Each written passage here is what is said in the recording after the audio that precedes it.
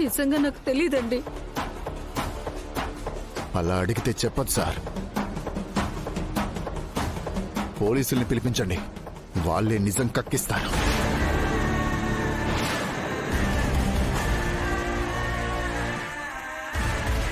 చెయ్యని తప్పుకే ఆయన 20 ఏళ్లు జైలు శిక్ష అనుభవించాడు. అదే తప్పు చేసింది మీరని కోర్టులో ప్రూవ్ చేస్తే మీకు మరణ శిక్ష పడుతుంది.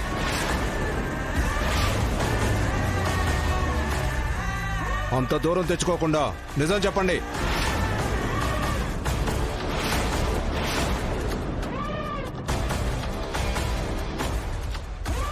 రెడ్ హ్యాండెడ్గా దొరికిపోయిన తర్వాత కూడా అబద్ధం చెప్తే నన్నెవరూ కాపాడలేరు. నిజం చెప్పేస్తే 1-2 దెబ్బలు కొట్టి వదిలేస్తారు. నిజం చెప్పేయడమే మంచిది. నన్ను క్షమించండి సార్, నన్ను క్షమించండి.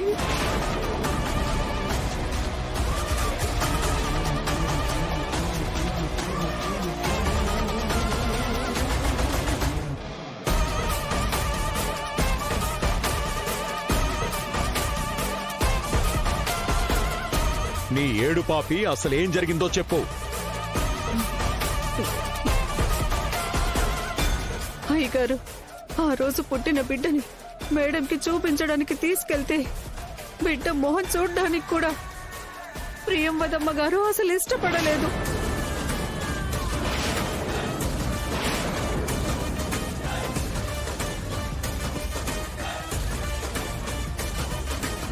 ఈ దరిద్రాన్ని ఎక్కడికైనా తీసుకెళ్లి పడే అన్నారు.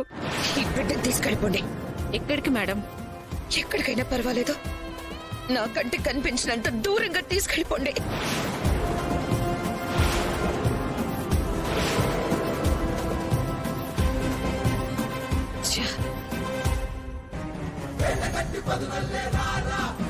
అలా చేస్తే తన చేతికున్న బంగారు గాజులే నాకు ఇస్తానన్నారు.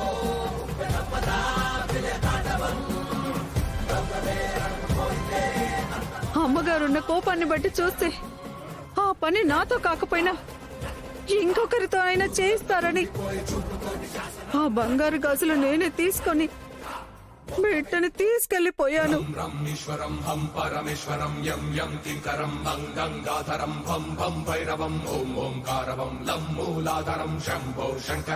ఎక్కడికి తీసుకెళ్ళావు? నా బిడ్డనేం చేశావు? మీ బిడ్డని నేనేం చేయలేదయ్యా.